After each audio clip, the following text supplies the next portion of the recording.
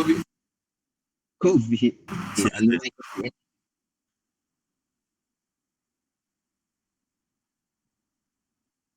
Ada sesiapa yang masih dalam kuarantin?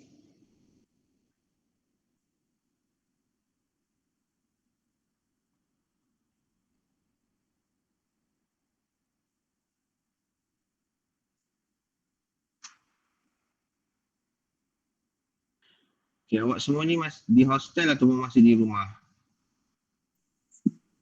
Dekat kolej saya. Dari college kan? Okay. Ada yang masih di rumah lagi? Ataupun masih dalam perjalanan pulang ke college?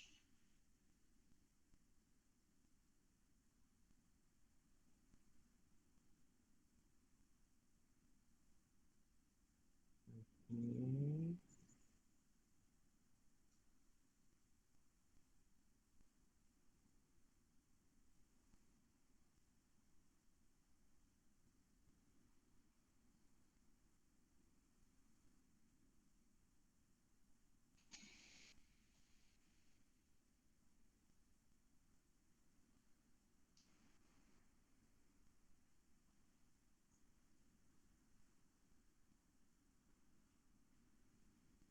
Kita tunggu kejap kawan-kawan awak ni. Ada yang baru 47 orang. Sekejap, kita bagi dia 2-3 minit lagi.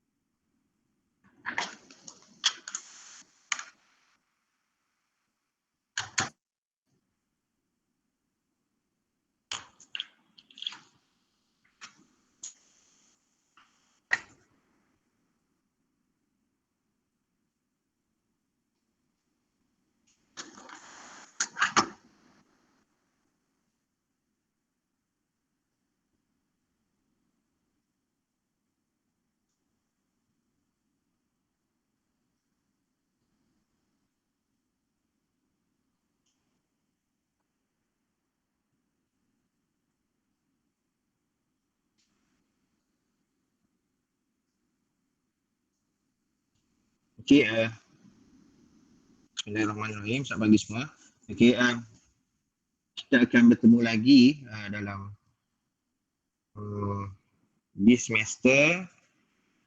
Kali ini saya akan mengajar kursus Communication Engineering iaitu DAE 32603. Boleh nampak slide yang saya share ni? Nampak sir. Okay, good. Okay, nama saya Eddie Irwan Syah bin Saadun. Saya daripada Jabatan Kejuruteraan Elektrik Pusat Pengajian Diploma. Okay, bilik saya ialah room 42, level 2, left wing, blok A, itu di satu aras dengan pejabat akademik Pusat Pengajian Diploma. So, email saya ialah ed@uthm.edu.my.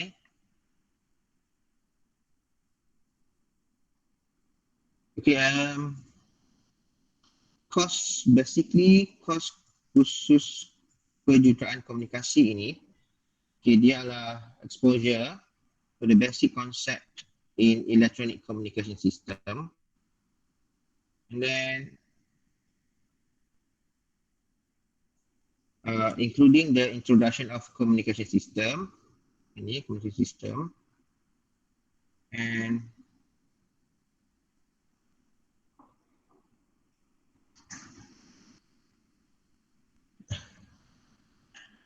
class. Okay, and selain daripada basic introduction kepada communication system, kita akan tengok pada signal and noise modulation scheme, which is modulation scheme ni ada dua, analog and digital communications, analog and digital modulations, and signal transmission antenna and communication system applications. Okay, course structure kita ada dua, iaitu lecture selama 2 jam, and also kita have lab 3 jam.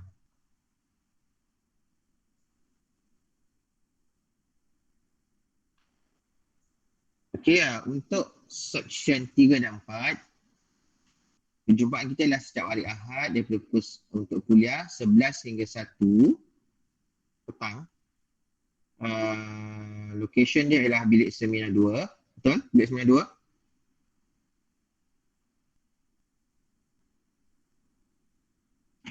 Okay, untuk makmal akan dibuat pada makmal teknologi rangkaian komputer. Boleh join ke? Tak ada. Makmal teknologi rangkaian komputer, location iaitu pada hari Isnin daripada pukul 10 hingga pukul 1. Ini 10 to okay. Daripada pukul 10 hingga 1. Untuk makluman awak, lab kita akan guna software MATLAB. Basically kita akan guna software MATLAB. And bagi yang tiada laptop, boleh guna PC di makmal teknologi rangkaian komputer.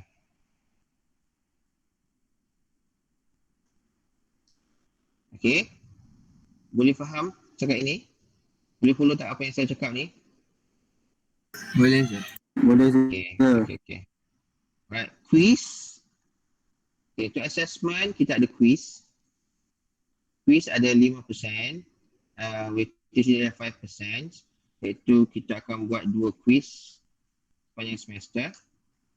Test ada 2, iaitu test 1 and test 2, yang akan menyumbang 20% daripada awak punya final marks semua. So test 1 kita akan buat week 5. Test 1 ni kita akan cover sehingga amplitude modulations, and test 2 dia akan cover basically sampai digital sikit, digital on noise. Assignments ada 15% assignment. Lab total markup ialah 20%. Itu kita ada 4 lab, lab 1 hingga lab 4. Final exam 40%.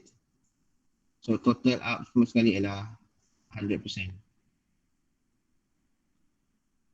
Okay, awak juga, kita ada satu industrial talk pada minggu hadapan iaitu 27/3 daripada jam 2 hingga 4 petang. Kehadiran adalah wajib untuk awak semua. So pensyarah Jabatan Keputusan Elektrik yang lain sudah maklum bahawa akan ada satu slot bersama penasihat industri untuk pelajar tahun 3. Tahun 2 lah. Tahun 2. Okay, take note yang minggu hadapan ada satu slot industrial talk bersama penasihat industri untuk kursus DAA 32603. Okay, daripada jam 2 hingga 4 petang.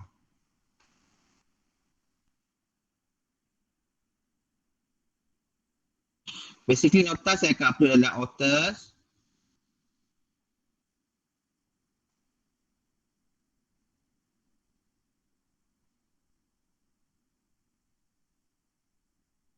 Okay, mari tengok titik.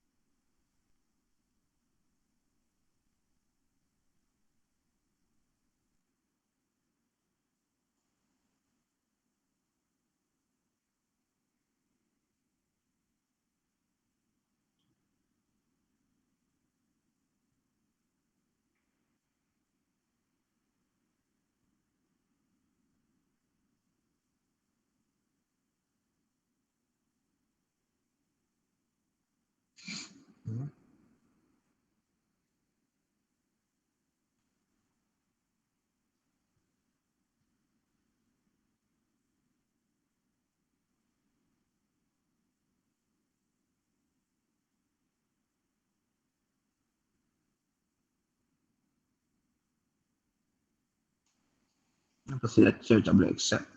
Ajar.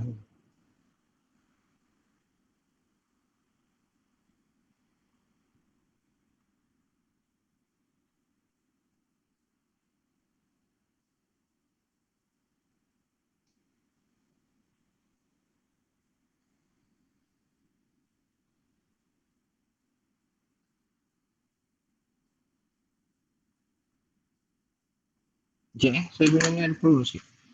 Apa tu tak boleh masuk ni? Okay.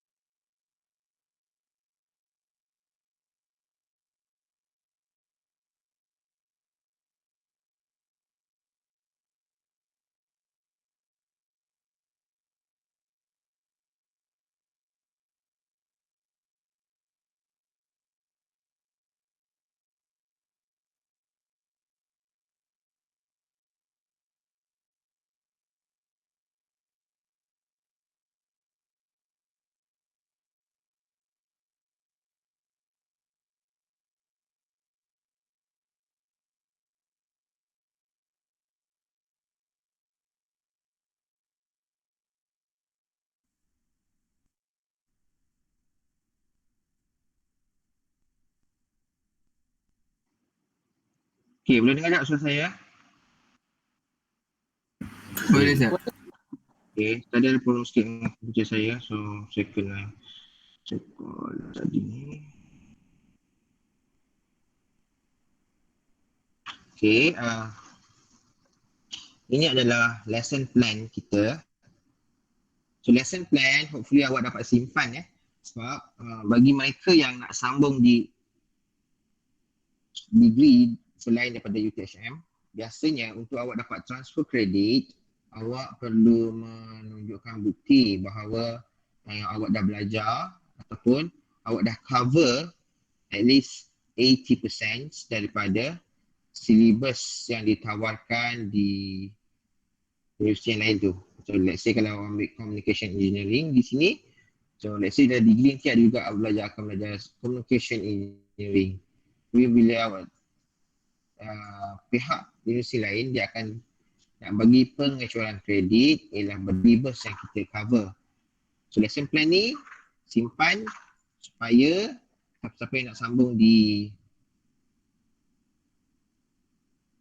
universiti lain boleh dapat transfer kredit. Okey, untuk 1, 2, 3, 4. Okay. So dia offer pada betul. Betul. Kita ada 3 mana solve the problem related question ini course learning outcome kita representative communication software or hardware. Okay, this one is ini adalah teori makmal, and then ini adalah show individual or group ability to find additional information related to communication engineering. This one ialah lifelong learning. So lifelong learning, kita tengok kemahiran awak dari segi menggunakan software, dan kita juga nak tengok kemahiran awak dalam memberi idea menyelesaikan masalah yang berkaitan dengan nantilah final akan share apa.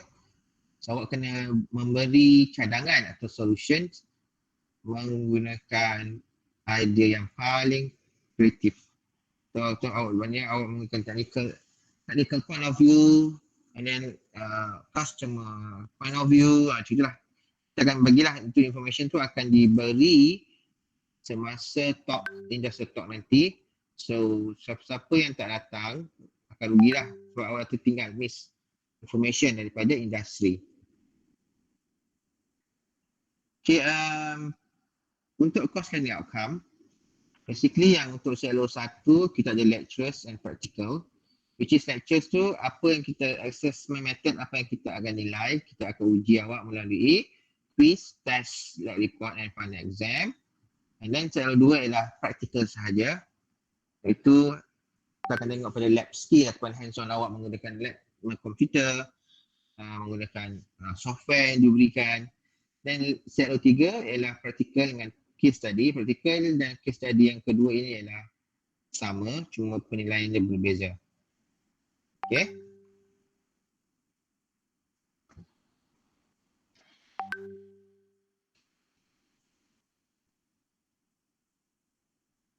So apa yang kita nak uji awak ialah hands-on, dua-dua hands-on, kita akan tengok pada digital skills dan juga personal skill awak. Personal skill tu maksudnya penggunaan software yang digunakan, sama ada awak expert ataupun tidak.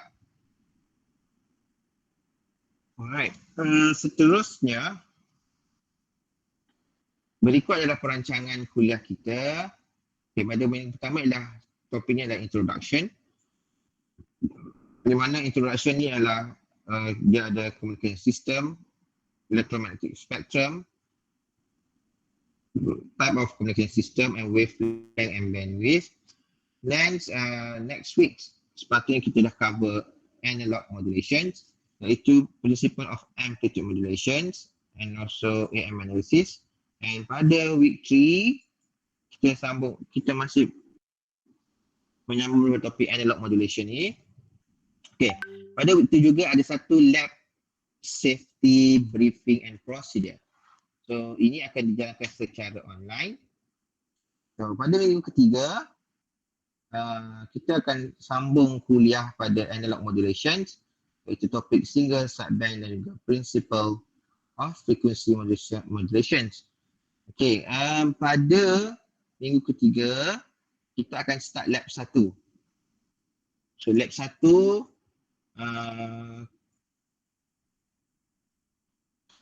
kita akan tengok berapa jumlah pelajar yang boleh masuk, and then kita akan umumkanlah siapa penama-penama yang masuk lab tu. Okay, lab 1 ialah amplitude modulation and demodulations. And then pada minggu keempat lah kita masih berada pada analog modulation, iaitu kita akan cover tentang FM analysis. Dan pada minggu yang kelima kita akan tengok pada masih lagi analog modulation. Kita akan cover pada radio receiver topik. Dan pada minggu kelima kita akan ada lab kedua, iaitu frequency modulation and demodulation. Basically kalau lab tu kita tak boleh masuk semua. So satu section, kata satu section 30 orang, dia masuk 30 orang sahaja. So another 30 dia akan datang pada minggu hadapan ni yang tak ada kuliah ni.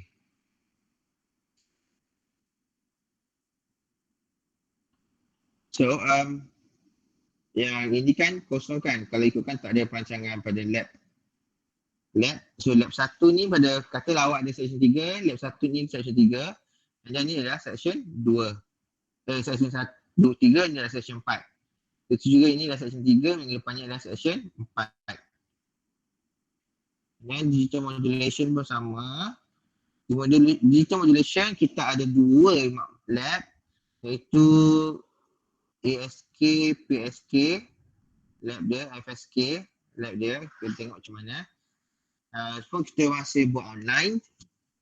And then ialah topik yang akan diajar pada digital modulations, iaitu principle of digital modulation, amplitude shift keying, frequency shift keying, and also phase shift keying. So seterusnya topik noise analysis kita ada 2, iaitu noise identified source of the noise, then noise analysis, and kita ada last chapter ialah transmission line, antenna and propagations. So each week, minggu ke-12 kita akan pada minggu ke-12 ni kita akan cover transmission line. Pada minggu ke-13 kita akan cover antenna. Pada minggu ke-14 kita akan cover wave propagations. Okay.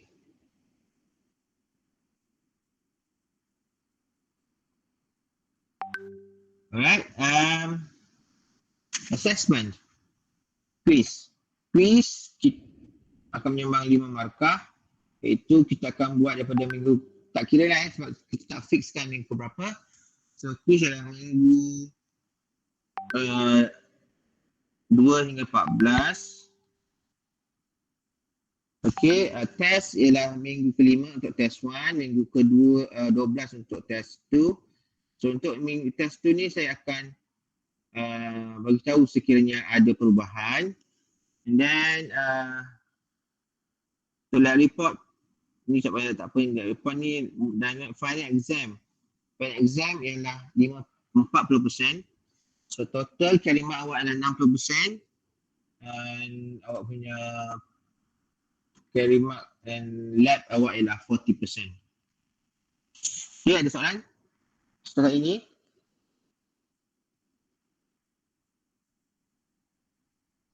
Itu figure online. Okay, since sekarang ni sepatutnya bulan 4 ni dah endemik kan. Kalau endemik pun kita dah boleh face to face. Tapi sampai sekarang tiada guidelines daripada KPT sama ada kita boleh buat kuliah bersemuka 100% atau tidak. Sekarang ni boleh buat kuliah 100% tapi kehadiran mestilah 50 daripada saiz tu. So katalah awak ada 60 orang, so yang boleh hadir adalah 30 orang sahaja. So saya merasakan bahawa maybe bahawa uh, kita punya ni yang lab ni kuliah ni, kita tunggu daripada pihak universiti decide sama ada kita boleh bersemuka 100% ataupun tak boleh setelah bulan 4 ni. Jika bulan 4 ni masih lagi universiti decide tak boleh masuk lab 100%, so kita buat kuliah online. Boleh? Boleh sir.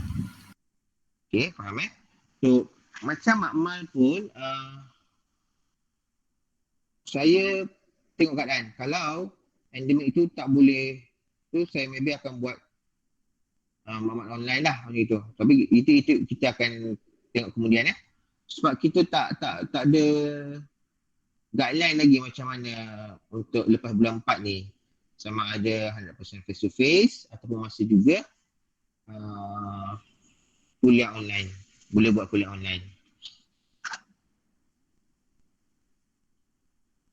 Okay, final exam is 40%. Hopefully final exam kita boleh buat secara bersemuka lah. Okay, so total 120 jam bahagi dengan 3 dapat 3 kredit. Bagi 4 dapat 3 kredit. Okay, ini kita upload dalam Author.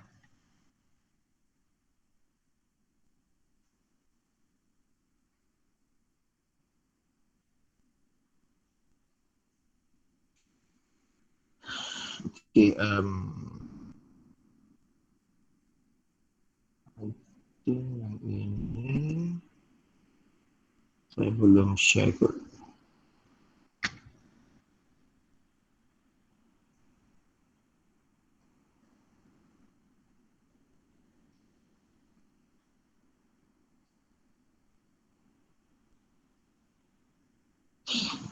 Alright, mana saya share? Okay.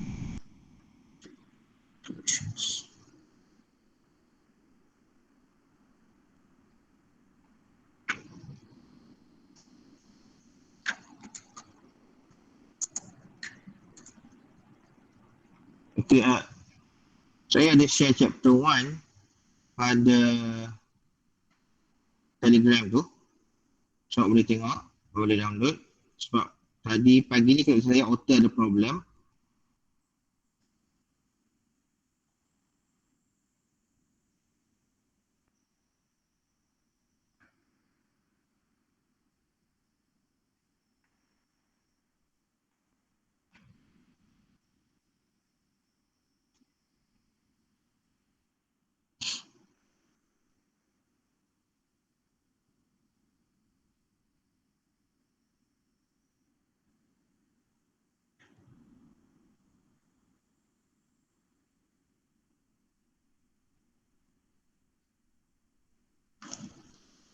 Mana?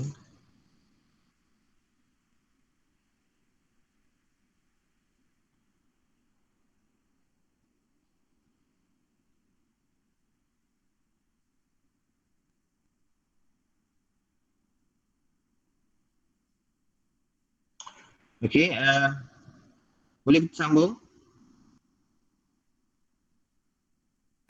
Boleh sir. Boleh sir.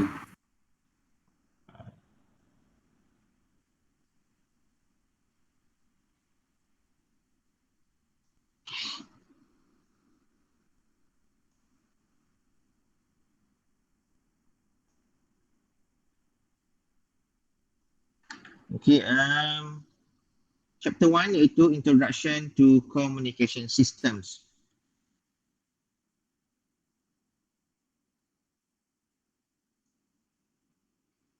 Okay, in this topic, kita akan cover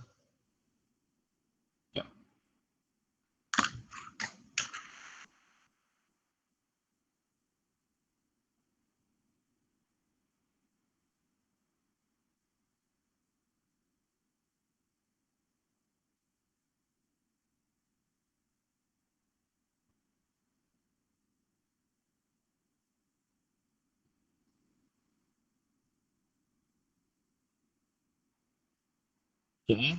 Nak run.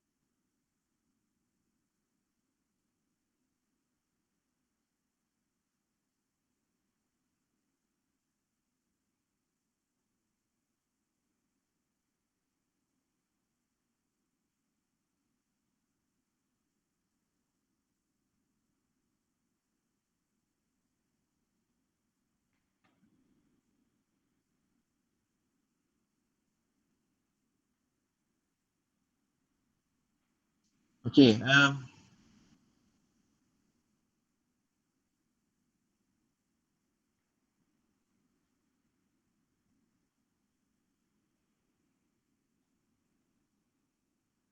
Okay. Okay. Chapter 1 introduction. So kita ada introduction to communication systems, the electromagnetic spectrum, bandwidth, type of electronic communications. So seperti awak tahu,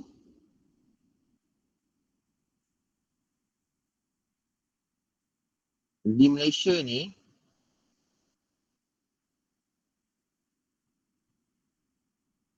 kita ada beberapa company yang very well known ataupun leader dalam telecommunication. Contohnya ialah kita ada Digi, kita ada Maxis, Celcom, U-Mobile, and Huawei, and ZTE, P1, Yes, Axiata, TM, Media Prima. So a few industry yang biasa menggunakan telecommunication, contohnya ialah telco company, broadcasting industry, banking industry, oil and gas, and also R&D.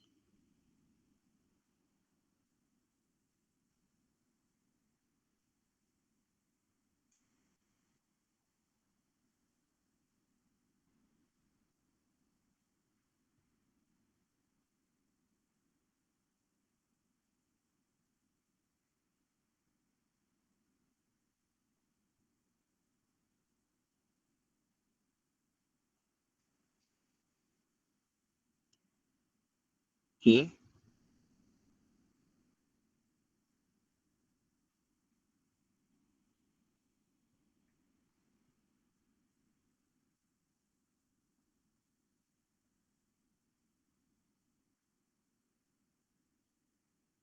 Okay, this is evolution of communication system daripada zaman caveman sampai yang sekarang tunjukkan.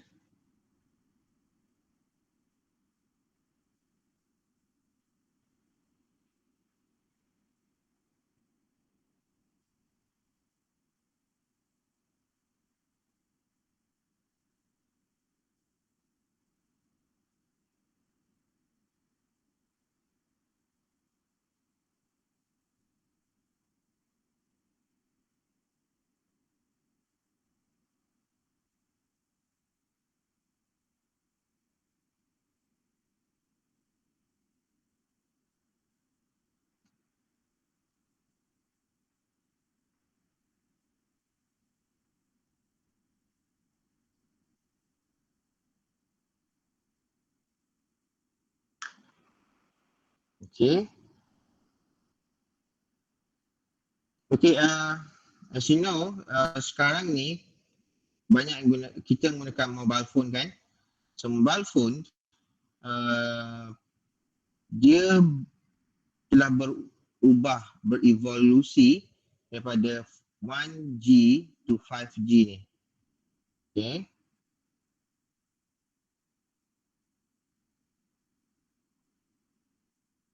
G to 5G. So kalau pada 1980-an itu 1G, it was call and mobile connectivity. Okay, pada 1990s, okay, 1990s iaitu teknologi ni ada 2G. Iaitu apa yang kita boleh buat, basically kita boleh buat digital voice call, text messaging and also basic data services. So awak lahir tahun berapa?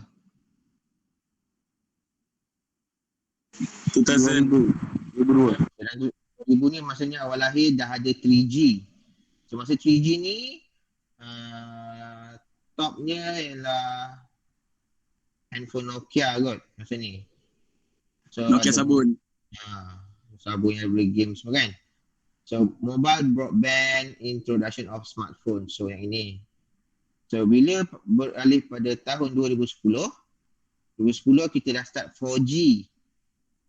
4G di mana fast mobile broadband and then use internet protocol. And pada 2020 dah start, satu dunia dah start dengan 5G. So dia lagi speed dia lagi laju daripada 4G, it's almost 100 times kalau tak salah saya. So Malaysia masih dalam development, tetapi a few countries like China and also like UK and America, USA sudah start dengan 5G. So kalau tengok kat sini, inilah perbezaan telefon. So from 1980, bila 1G kita ada large size of foldable phones. Ini pada 1990, future mobile phones itu gini. Dan pada 2001, this is small, dia kecil tau. So bila dia kecil dia besar sudah. Ialah 3G iaitu internet connect mobile phone ni pun belum besar. Ini Nokia, masa ni Nokia Ericsson top lah. Dan bila smartphones, bila fasa smartphones dah take over by Samsung. So Samsung, Nokia dah down dah semua. So naiklah jenama-jenama daripada China. So dari sini bila disebut 5G is all about Internet of Things.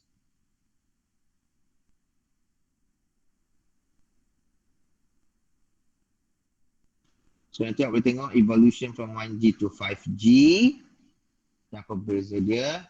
So 5G is 1000 times 3G. So which is, kalau 4G, speed dia maksimum ialah 1 gigabyte per second. So manakala 5G, the maximum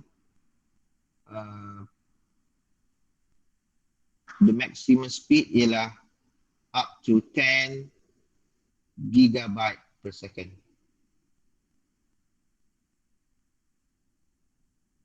So ini boleh tengoklah nanti 1G apa, 2G, so 3.5G, HSPA, so 3.1G LTE, 4G ialah LTEA, 5G dah keluar R15, R16.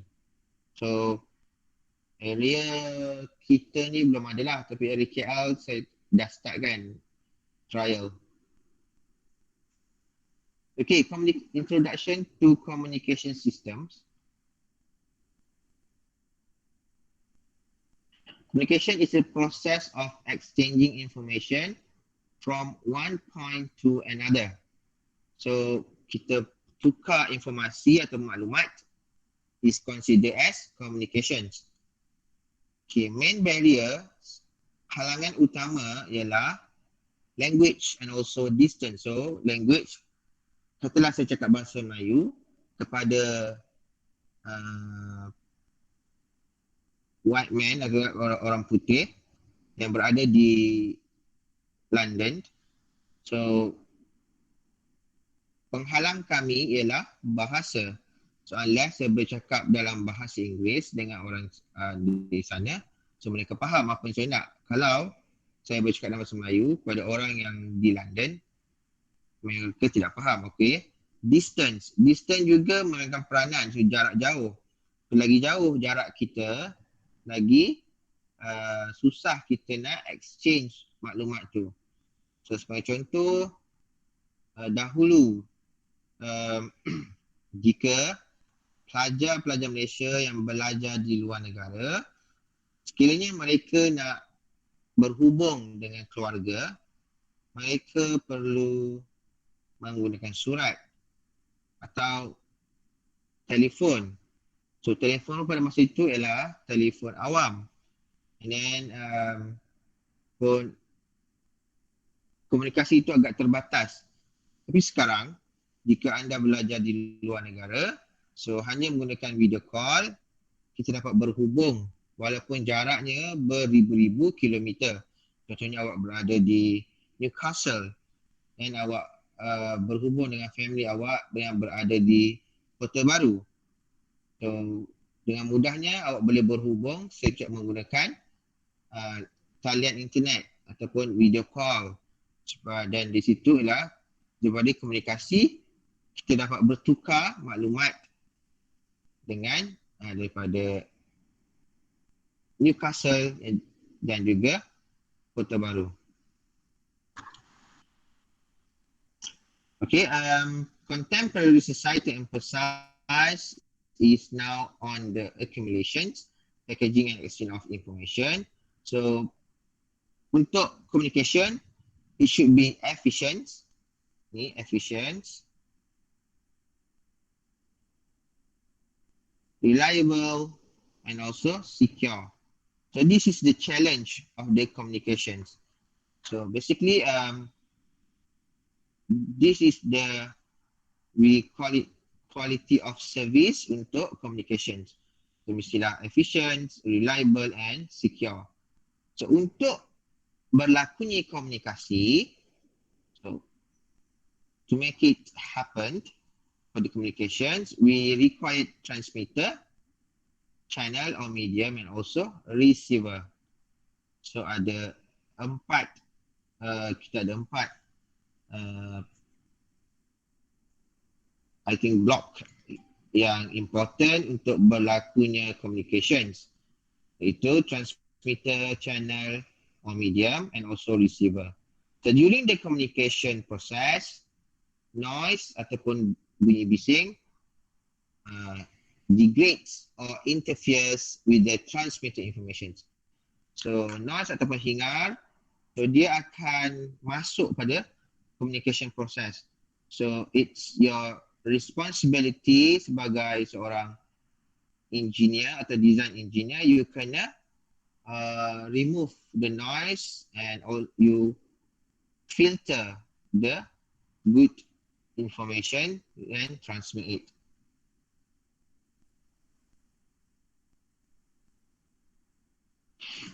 Okay, this is important. Block diagram of communication systems. Okay, usually memang soalan akan masuklah soalan-soalan macam ini. So, block diagram of communication system, kita ada transmitter, kita ada communication channel or medium, and also kita ada receiver. Transmitter ni katalah awak, ini ialah family awak di kampung ataupun di bandar. Communication channel ni boleh jadi wired or unwired. So ada boleh guna kabel atau tak boleh guna kabel. Sometimes noise. Noise ni maybe boleh datangnya daripada luaran. So daripada luar medium ataupun daripada medium to itself. So komponen elektronik yang digunakan juga boleh menghasilkan noise. So kita akan tengok apa itu noise, sama ada is it external noise atau internal noise. By the time sekarang ni kita akan kena fahamkan dulu apa basic elements yang perlu ada untuk berlakunya communication systems. Iaitu pada transmitter kita ada information source, contohnya human message input, voice, code, pictures, data or etc. So information source ni daripada yang ni transmitter. And receiver, pada receiver ialah message for human applications. Ialah pada destination kita. So contohnya you nak transmit human voice. So you can transmit human voice melalui communication channel atau medium. So you kena make sure suara yang sampai kepada receiver adalah suara ataupun message yang sama. So supaya kita dapat berlakunya komunikasi yang betul ataupun efficient. Okay, apa itu transmitter? The transmitter is a collection of electronic devices or circuit that convert the information into a signal that is more suitable for transmission over a given transmission medium. So example transmitter ialah microphone. Microphone yang awak buat karaoke semua tu, itu ialah transmitter.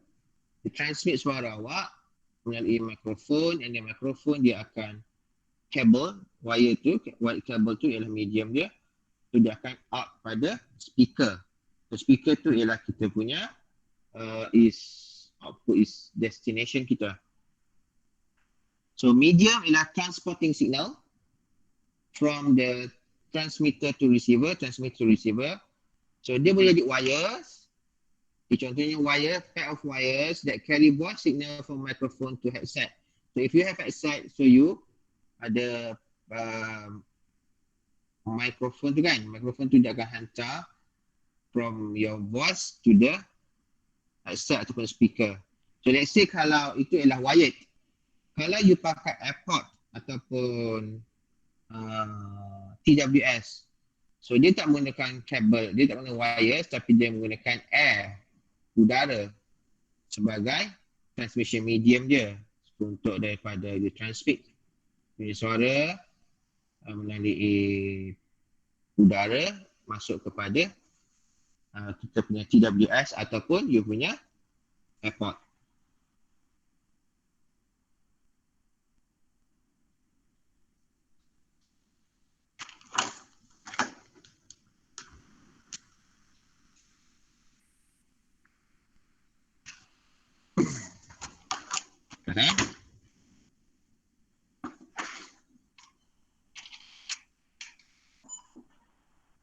Okay, so receiver ialah collection of electronic devices or circuit that accepts the transmitted signal from transmission medium and convert them back into the original form, example earphone or complex electronic receiver. Okay, sebagai contoh di sini ialah macam okay, sekarang ni saya cakap saya ialah transmit. Saya ialah transmitter.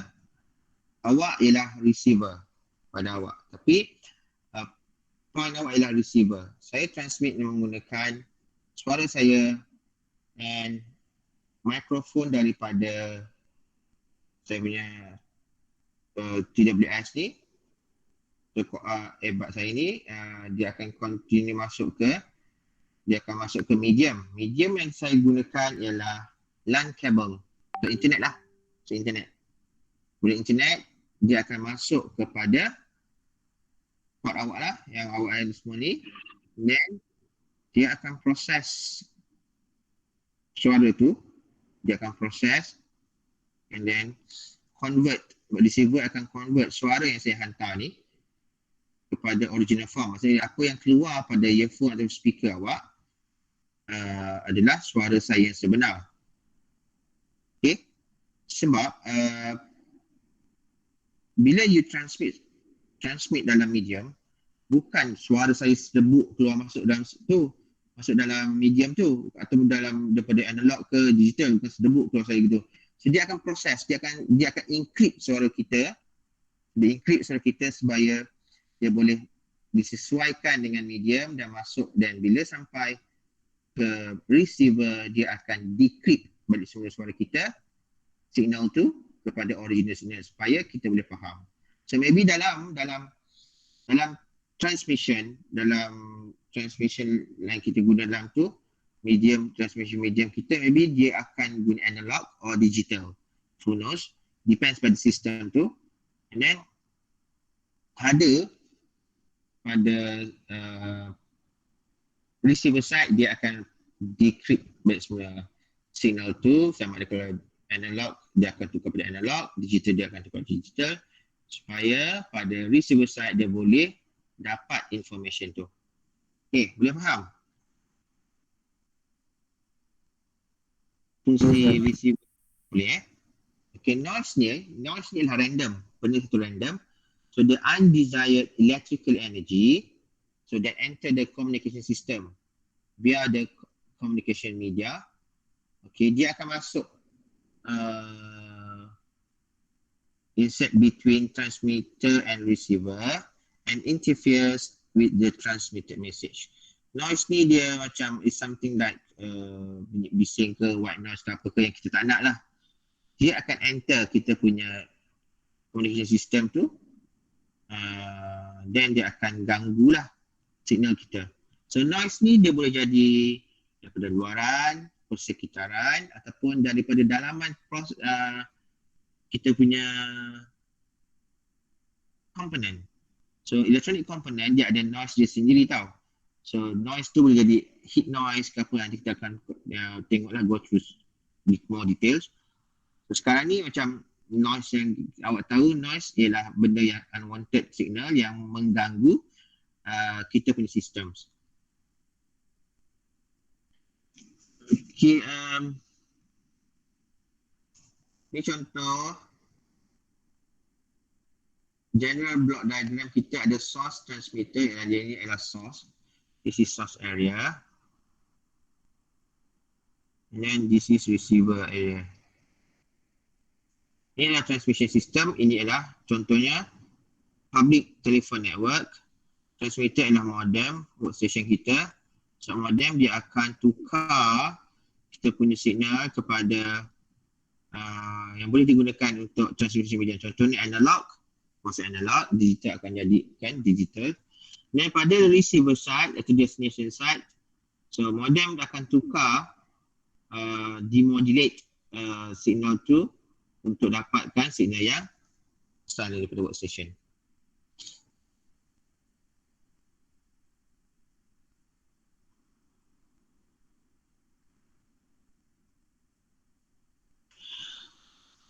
Okay, transmitter and receiver block diagram. Ini contoh, signal source, dia ada baseband converter. And then daripada baseband converter ni, dia ada subsystem synchronization supaya kita boleh modulation and power amplifications. Boleh amplify power tu.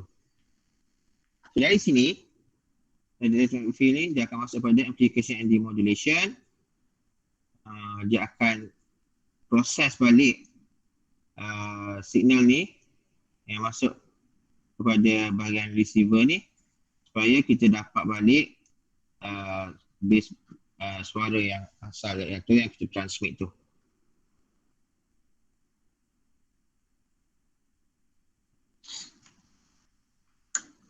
Okay, transmitter and receiver terminology. Electronic communication ialah transmission, reception and processing of information between two or more location using electronic circuit. And then information ialah the commodity produced by the source. Yang source, contoh saya ialah suara tu lah, the information. Message ialah the physical manifestation of information as produced by the information source. So information adalah suara, dan suara tu adalah maklumat, message atau yang kita nak beritahu. Signal, a physical embodiment of information, menjadi voltage signal or current signal. So usually ada dua je signal yang digunakan dalam transmission ataupun electronic communication, ialah sama ada voltage ataupun current signal. Okay, baseband converter adalah to convert the signal source into baseband waveform for the carrier signal before transmission. Can be either analog or digital. Sebab baseband ni dia akan tukar lah kita punya signal source tu. Sama ada untuk membolehkan dia berada dalam apa medium tu kan. So ditukar lah. Subsystem synchronization ialah connection between the transmitter and receiver for recovery process. The transmission medium provide a means of transporting signal from the transmission to receiver. So transmission medium kita boleh jadi wire, contohnya copper wire. So optical fiber, kabel, contohnya dia akan bawa signal in electromagnetic light wave, free space, itu signal in electromagnetic radio wave.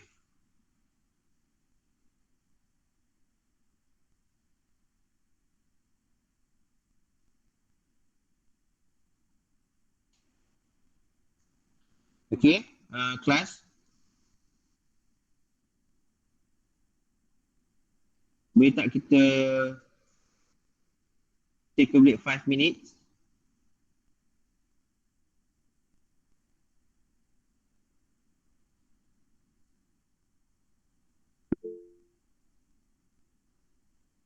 Alright.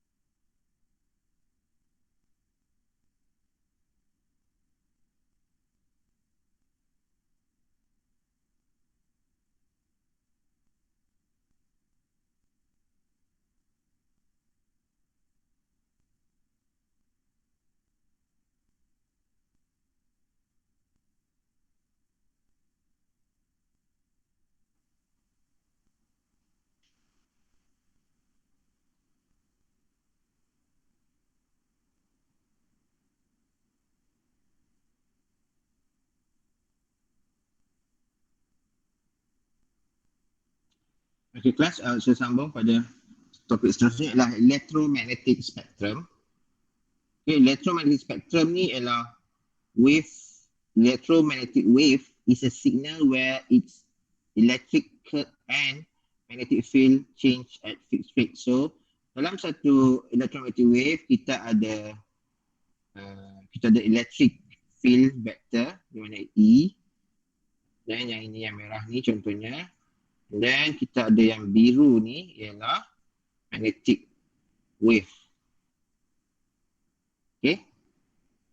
Usually frequency range for communication start roughly from 200 kilohertz.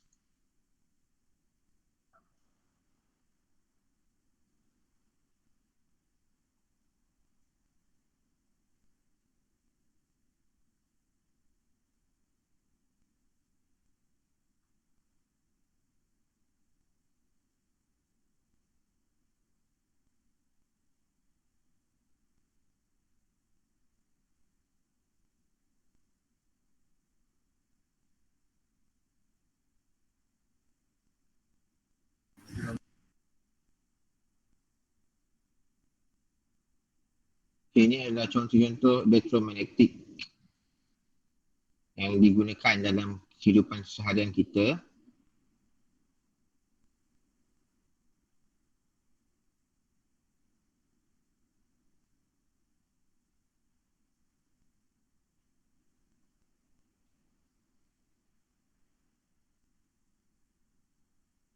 Boleh dengar ke suara video ni?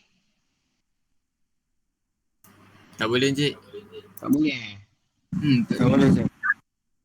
Tak apa, nanti saya share lah video punya link. Okey.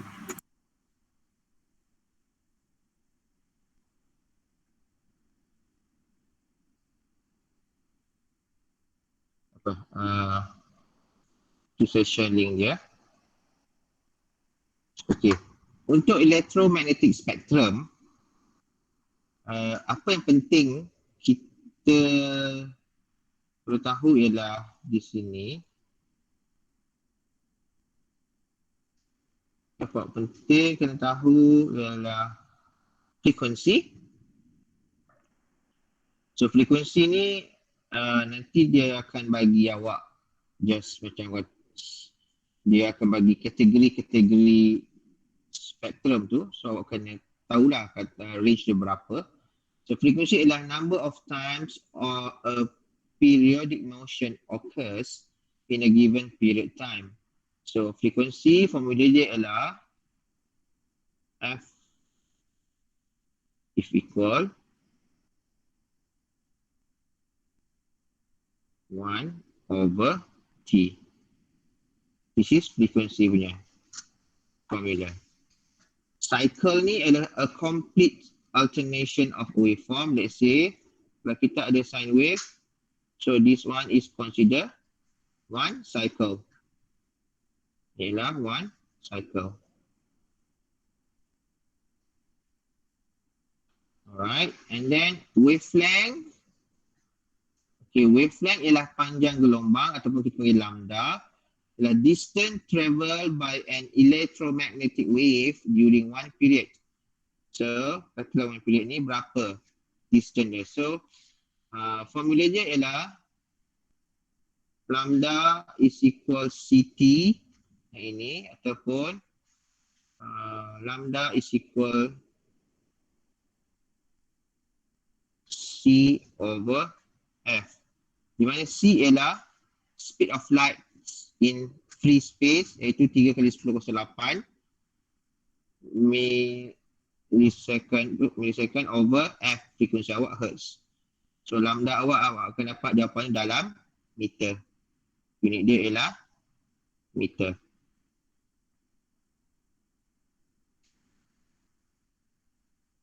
Okay, this is electromagnetic spectrum. So kita ada ELF, which is ELF ialah extremely low frequency. VF ialah voice frequency, yang ini VF ialah voice frequency. VLF ialah very low frequency, yang ini. Maknanya ini dalam Maksudnya 10,2 iaitu 100 Hz. Ini 1000 Hz. Ini apa? 10,4 Hz. So on lah. So ini dia punya ini ialah frekuensi, yang atas ni ialah frekuensi. Ini ialah kategori-kategori frekuensi tu, extremely low hinggalah ke extremely high frequency. And then this is kegunaan, okay, daripada 10,2 hingga 10,4 Hertz kita boleh gunakan untuk power and telephone, rotating generators, musical instruments and also voice microphones. And from daripada 10,4 hingga 10,8 Hz, kita boleh, aplikasi dia ialah, this is applications. Application dia.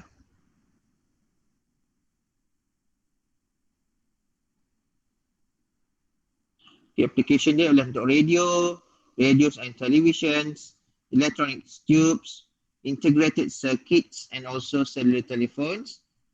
And for daripada 10,9 hingga 10,11 ni, so kita boleh guna dia application untuk microwave, radar, microwave antennas and also magnetrons.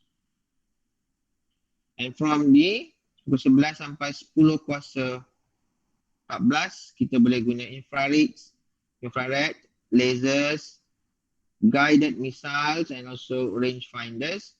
And 10,14 Hz hingga 10,15 kita boleh guna untuk visible light. And also this is the medium yang digunakan. Okay, dalam daripada 10,2 sehingga 10,8 ni kita boleh guna dia transmission line kita ialah twisted pair. Okay, ini transmission line. Okay, twisted pair. And then daripada 10,3 sehingga 10,9 kita boleh guna dia dalam menggunakan coaxial cable. Ini atas ni 10,15 hingga 14 kita guna optical fiber. And 10,6 17 AM radio, ni dia punya ni lah penggunaan dia. Boleh jadi AM radio, ini ialah FM radio TV, ni satellite transmission, terrestrial and satellite transmission. Ini ialah application dia juga ya.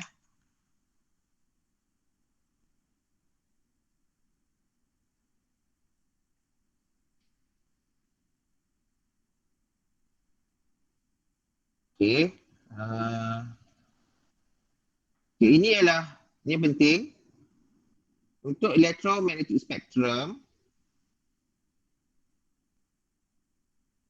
Ini adalah ELF, ialah apa tadi ELF? Extremely low frequency. So frequency range dia ialah 30 hingga 300 Hz.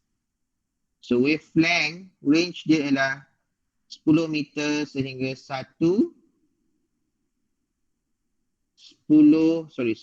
megameter hingga 1 megameter. Okey, kalau ada soalan dia tanya suruh cari berapa value, berapa range untuk VLF. So kita tahulah VLF, so frequency range dia ialah daripada 3 kHz hingga 30 kHz. Manakala wavelength nak boleh kira dan menggunakan formula yang wavelength lambda is equal C over F. So C over F, katanya ini macam mana boleh dapat 100 kilo dengan 10K ni? Okey, bahagikan. So C ialah 3 kali 10 kuasa 8 bahagikan frekuensi yang ini 30K, katanya ini 3K, 3 kilo. So akan dapat inilah 10 5. So dapat 100 K 100 kilometer. So ni kalau bagi besar ni dapat 10 kilometer lah. Itulah dia punya formula nak dapatkan wavelength range. Ini ialah frequency range ni dah fix di mana dipersetujui oleh ITU, International Telecommunication Unit. Okay. So kita ada 30 hingga 300 ialah dipanggil extremely low frequency. 300 hingga 3 kHz kita panggil very extremely low. VF ni ialah voice frequency. So ni biasanya suara kita ialah dalam 3 kHz. And then 3 kHz hingga 30 kHz kita ialah very low frequency. And then 30K hingga 300K ialah low frequency. MF ialah medium frequency and so on. Extremely high frequency ialah 30 GHz hingga 300 GHz. Okay, sekarang kita tengok application pula. So, extremely low frequency, kita pada 50 dan 60 Hz kita boleh guna dia dalam AC power line distributions. So, awak tahu kan kalau awak tengok plug tu, awak boleh nampak 50 Hz ataupun 60 Hz kan? Kalau awak tengok awak punya charger, awak tengok awak punya laptop charger yang kepala plug tu, yang ini. Okay, kat sini, biasanya ada mention berapa Hz. Okay. Biasanya kat sini kan, ada Hz berapa.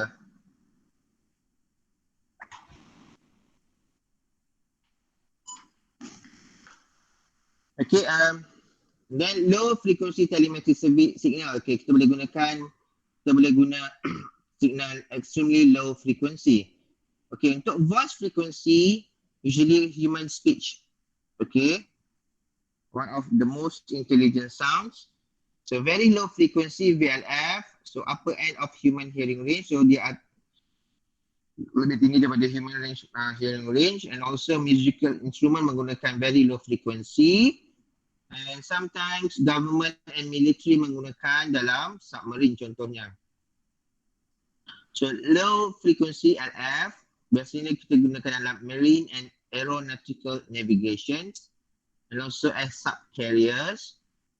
So nanti biasanya lah dari pengalaman saya yang lepas, dalam chapter 1 ni dia pentingkan yang block diagram tu, apa istilah-istilah block diagram tu, macam receiver tu apa, transmission medium tu apa, receiver tu apa, dan noise tu apa. And then spectrum ni penting. Spectrum ni biasanya kita nak tengok awak pandai tak kira wavelength. And then kita bagi je, katalah kita bagi kita nak ultra high frequency. So apa application yang digunakan untuk ultra high frequency? To that one, awak kena tahulah, kat nota tu ada mention apa aplikasi yang biasa menggunakan signal-signal ni. So medium frequency biasanya AM radio broadcasting, the marine and aeronautical communication applications. High frequency, so high frequency also known as shortwave, SW. So biasanya kita guna untuk two-way radio communications and signal to shortwave radio broadcast. Contohnya amateur radio and citizen band. So two-way radio communication, so kita boleh katakan two-way radio communication.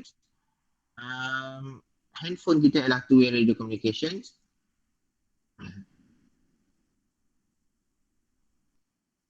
So very high frequency VHF usually guna untuk mobile radio, marine and aeronautical communications, FM broadcast, TV and amateur radio.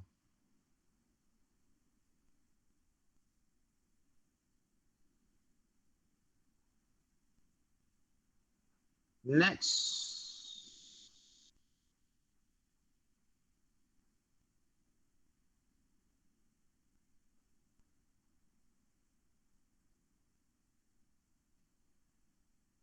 So next ialah ultra high frequency.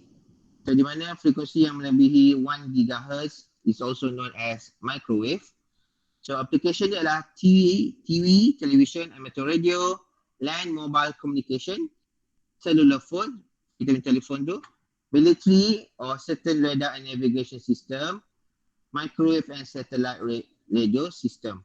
SHF ialah super high frequency, which means kita akan gunakan dalam microwave and satellite radio system, radar and also specialized form of two-way radio.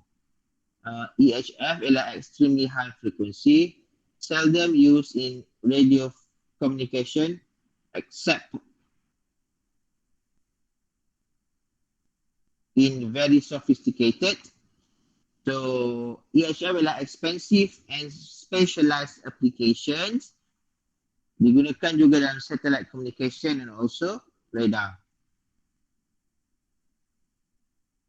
Infrared refer to electromagnetic radiation generally associated with heat. So anything that produce heat generate infrared signal. For example, ialah light bulb, kita ada infrared, and human body also. So astronomy, so macam mana nak detect stars, so menggunakan infrared.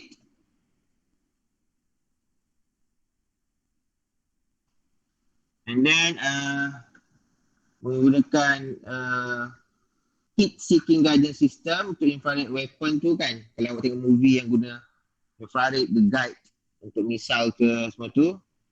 So, and then TV remote control menggunakan infrared. And then visible light. Visible light ialah biasanya kita gunakan dalam optical communications. And then frekuensi yang melebihi daripada 300 GHz, kita tak panggil dia sebagai radio wave. So, dia ada istilah lain lah.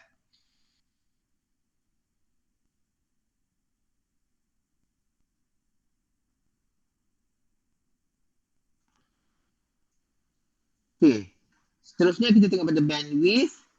Bandwidth ialah portion of electromagnetic spectrum occupied by the signal. Okay. Frequency range over which is receiver or other electronic circuit operate. Itu ialah bandwidth.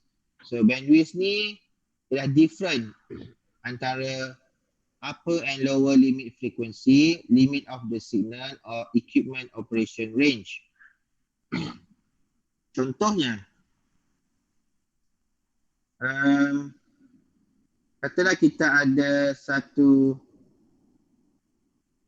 voice VF di mana dia punya frekuensi daripada 300 hingga 3 kHz. So bandwidth ialah different between upper and lower limit. So bandwidth dia ialah bandwidth sama ada kita guna BW is equal 3 kHz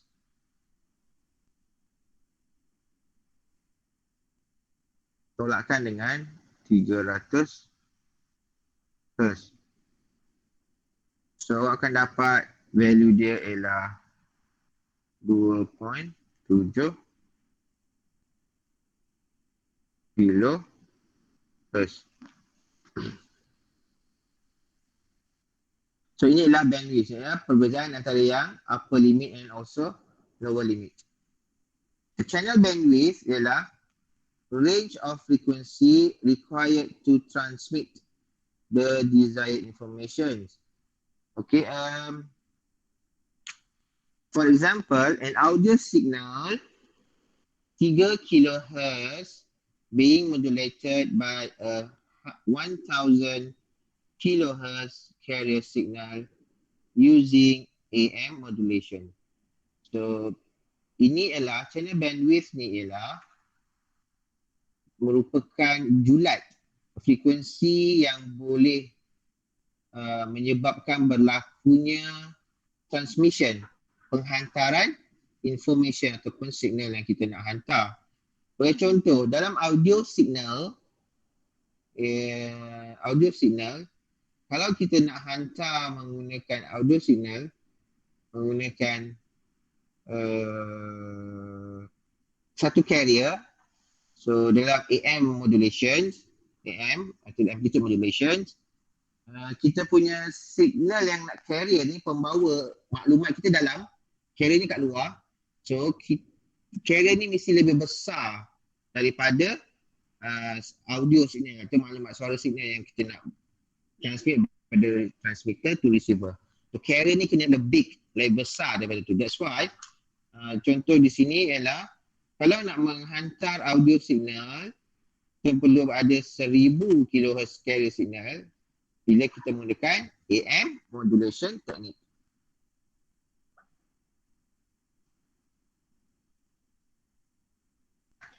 Okay, ni saya dah beri contoh tadi. Cara nak kira bandwidth di mana F2 yang tinggi ni tolakkan dengan yang rendah. F1 sudah dapat 2.7 kHz. Okay, kita ada ELF, VF, VLF. So kat sini tugas awak ialah dapatkan berapa nilai bandwidth dia. Okay, contoh di sini 330 ialah 270. Ini ialah 2.7. So boleh kira lah soal ni. Ni boleh isi semula di rumah. Di hostel.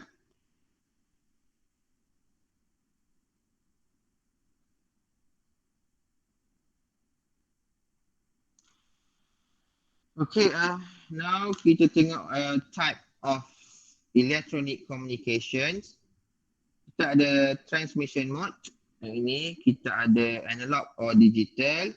Dan so kita ada baseband or broadband transmission.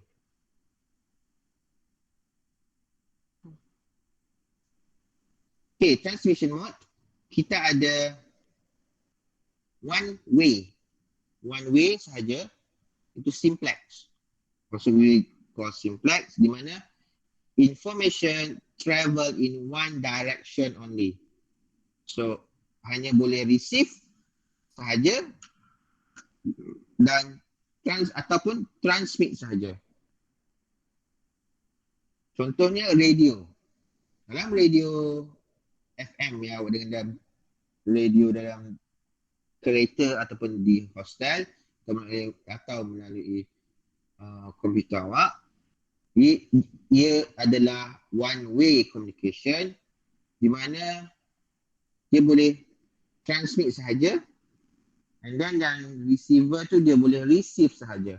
And also TV broadcasting pun sama, dia adalah simplex communications. And also telemetry system pun ialah menggunakan teknologi one way ataupun simplex communication transmission mode. Then kita ada two way ataupun duplex transmission mode. Okay, daripada two way ataupun duplex transmission mode ni kita boleh pecahkan lagi jadi half duplex and also full duplex. So ada dua. Which mean half duplex ni ialah dia masih boleh menghantar kepada dua direction, kepada both direction. Tapi hanya one at a time. Okay, one way at a time. Contohnya walkie-talkie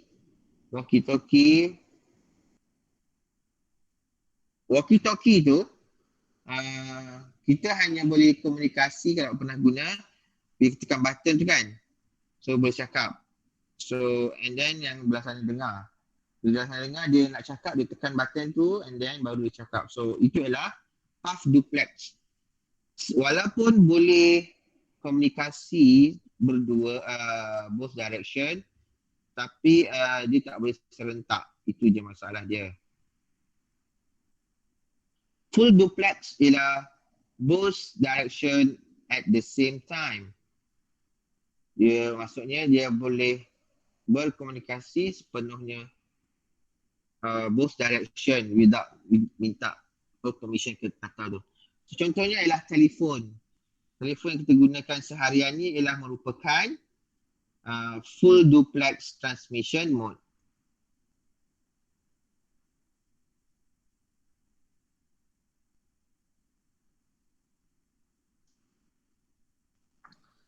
Okey, message yang kita hantar, message yang kita hantar boleh dalam dua form atau dua condition, iaitu analog signals ataupun digital signals.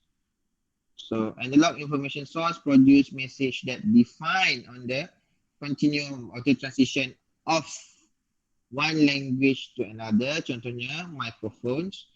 Digital information and digital information source produce a finite set of possible message, iaitu telefon, touch tone, pad. Okay, analog and digital system tu telah diterangkan semasa belajar control system. Ingat lagi control system? Ingatlah semasa awak belajar control system? Ingat So, sir. control system dia ada kan yang analog signal, digital signal kan? So, finite kan? Ada sir. Dalam chapter 3 ya. Chapter 3 kot chapter 2 tak ingat saya. Tu awak belajar kan? Digital control system macam tu. Aku dah mention apa itu analog and digital. So, analog signal dia continuous lah. And then digital is binary pulse. Okay? Boleh kan bezakan antara analog and digital signal? Kalau dah belajar dalam control system tu. Okay, analog signal. So, represent data with continuously varying electromagnetic wave. Contohnya telefon. Ini telefon dah banyak guna digital lah. Yang dulu-dulu tu menggunakan analog data and analog signal. And also now modem. So modem menggunakan digital and analog. So dia receive in digital tapi dia demodulate dalam analog. And codec, kalau codec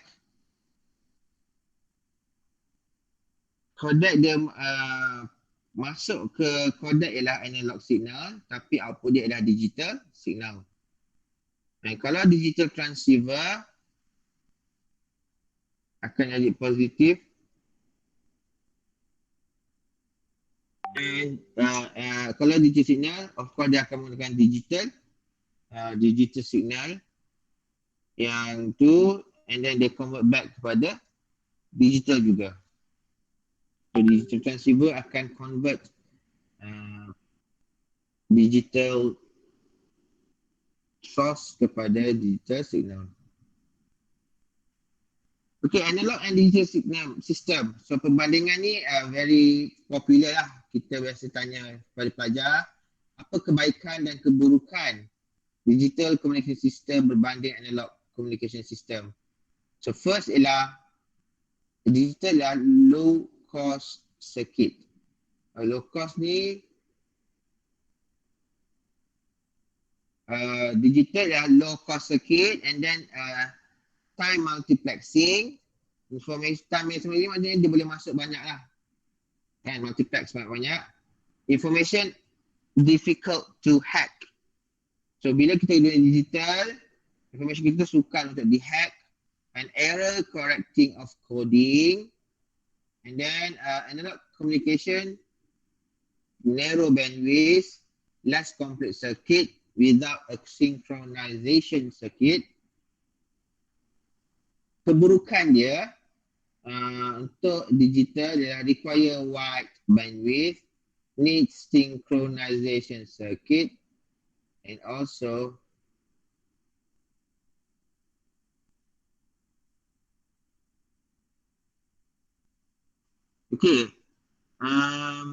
keburukan digital ialah need synchronization dan overall signal loss. Kalau satu loss dia akan semua and then analog ialah analog component are costly, information is easily hacked, no ability to correct errors.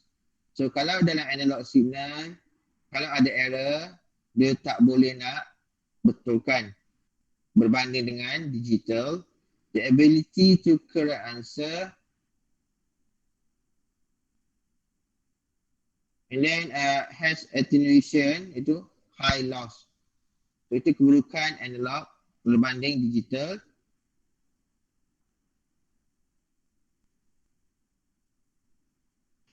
So ni digital radio ni boleh baca sendiri.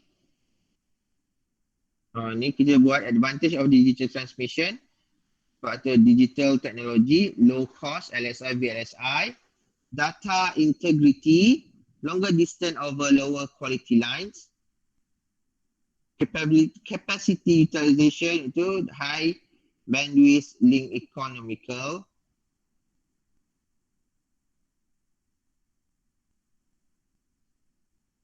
And then data integrity, capacity utilization, high bandwidth link economical, high degree of multiplexing, easier with digital techniques. So multiplexing ni maksudnya kita boleh macam kita boleh tukar ataupun kita boleh mix and match dengan benda lain lah. Tu lah. So, dan ini dalam kata yang mudah ni lah. Dia adalah dia punya teknik dia. So, security and privacy. So untuk digital kita boleh encrypt dia. So untuk encrypt dia supaya tak boleh orang tak boleh hack lah. And then integration. Satu integration adalah trade analog and digital data similarly. So maksudnya transmission data digital, so kita boleh je support analog at the same time. So baseband transmission adalah putting the original signal directly into the medium. So kita nak masukkan balik signal yang asal tu ke dalam medium. So baseband adalah digital signals are used, but it can also be used with analog technologies. Frequency division multiplexing is not possible, so tak boleh guna FDM, frequency division multiplexing. Baseband is bidirectional transmission.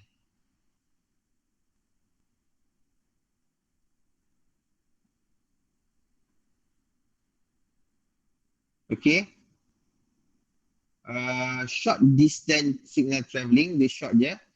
Entire bandwidth of the cable is consumed by a single signal in a baseband transmission. And contohnya Ethernet. Ethernet tu ialah menggunakan baseband transmission.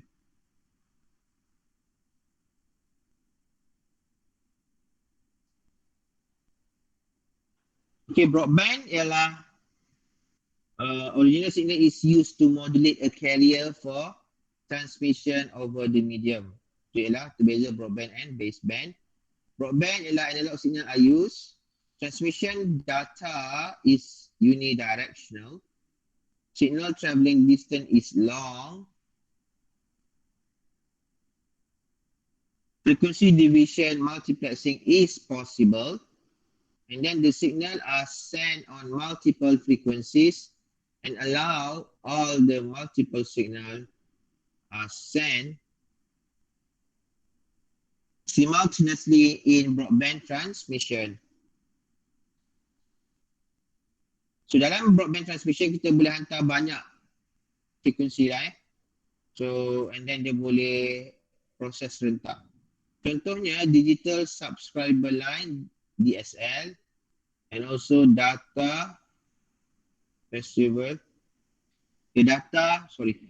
Digital Subscriber Line and Cable Television Network. So digunalah contohnya DSL. DSL ni biasanya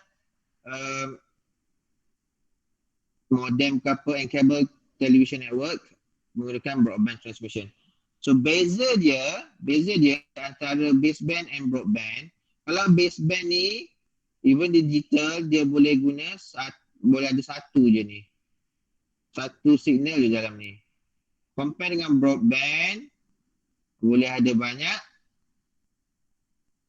signal sekali proses. Itu beza baseband and broadband. Di kelas ada soalan tak?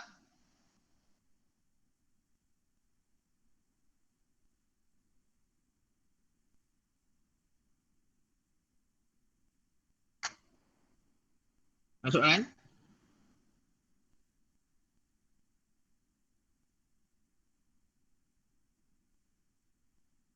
Tak ada sir. Right. Jadi topik ni mau pada introduction je lah So tak adalah complicated sangat. Dia just macam awak kena tahu kira berapa bandwidth, apa frekuensi dia, apa application, frekuensi signal tu, dan yang apa tu dulu yang block diagram tu, and also apa elemen-elemen tu, apa fungsi dia. Itu je lah penting. So kali ni InsyaAllah kalau ada endemik, kita akan buat test dan final secara face to face Okay. Terima kasih semua.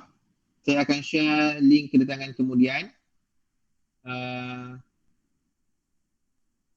Jumpa lagi minggu hadapan. So untuk lab kita tak ada sesi minggu ni. So minggu hadapan kita akan jumpa lah untuk lab. Untuk kuliah, dan petangnya kita ada sesi bersama penasihat industri. Okay?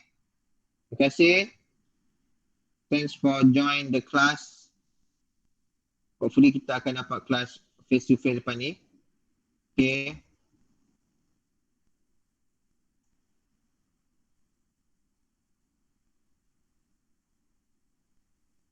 Okay, jumpa lagi Ya, Assalamualaikum warahmatullahi wabarakatuh. Waalaikumsalam. Terima kasih sir. Terima kasih sir.